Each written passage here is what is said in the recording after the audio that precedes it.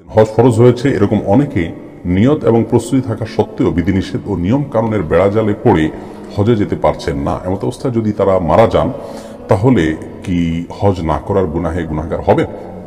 দেখুন, কেউ যদি হজ করার সুযোগ না পান, বিশেষ করে করোনা প্যান্ডামিকের কারণে তিনি ভিসা পাচ্ছেন না, যাওয়ার পারমিশন পাচ্ছে না, সেই কারণে তো এইরকম পরিস্থিতিতে তার যদি হজ ছাড়া মৃত্যু হয়ে যায়, তার আল্লাহর কাছে দায় থাকবে না একটি শর্ত সাপেক্ষে। সেই শর্তটা হলো, ধরুন তিনি যদি এই বছর বা গত 2 বছর যখন থেকে হজ স্বাভাবিকভাবে হজের প্রক্রিয়া বন্ধ হয়েছে, এর মধ্যে যদি তিনি হজ করার সামর্থ্য এর মধ্যে যদি তিনি অর্জন করে থাকেন, তাহলে সেক্ষেত্রে তাকে এর জন্য আল্লাহর কাছে দায়ী হতে হবে না।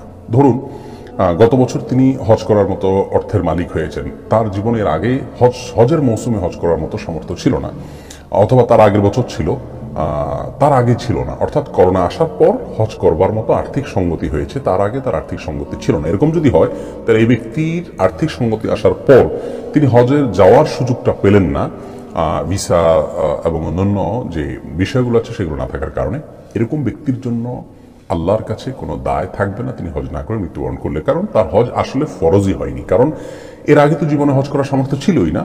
যখন গত বছর বা আগের বছর বা এই বছর, অর্থাৎ করোনা প্যান্ডামিকের এই সময়টাতে যখন হজ করার মতো আর্থিক সঙ্গতি হয়েছে কিন্তু যাওয়ার সঙ্গতি নেই, অতএব পরিপূর্ণভাবে তার সামর্থ্যই হয়নি হজ করবার মতো। যেহেতু সামর্থ্য হয়নি, অতএব তার জন্য হজ ফরজই হয়নি, আল্লাহর কাছে তার কোনো জবাবদিহি করতে হবে না যদি তার মৃত্যু হয়ে যায়। আর যদি কারোর হজ করার মতো আর্থিক এবং শারীরিক সঙ্গতি ইত্যাদি অনেক আগে থেকে থাকে, কিন্তু তিনি বিলম্ব করতে করতে এখন প্যান্ডামিকের পর্যায়ে এসে দাঁড়িয়েছেন, এখন তিনি হজ করতে চাচ্ছেন কিন্তু পারছেন না, এরকম যদি হয় এই ব্যক্তির মৃত্যু হলে অবশ্যই তাকে দায়ী থাকতে হবে, যেহেতু তার হজ অনেক আগেই ফরজ হয়ে গিয়েছিল। নবী সাল্লাল্লাহু আলাইহি ওয়াসাল্লাম হজ ফরজ হলে আর বিলম্ব না করার জন্য নির্দেশ করেছেন এবং বলেছেন, তোমরা কেউ জানো না যে তোমাদের জন্য কি অপেক্ষা করছে, অতএব খুব দ্রুত হজ করে ফেলো।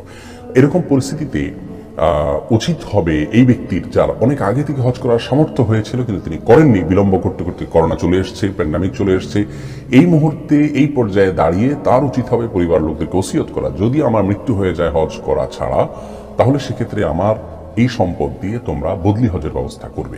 সেক্ষেত্রে বদলি হজ করলে ইনশাআল্লাহ তার দায় থেকে তিনি মুক্ত হবেন। তবে হজ বিলম্ব করার জন্য তিনি আল্লাহর কাছে ইস্তেগফার করা উচিত।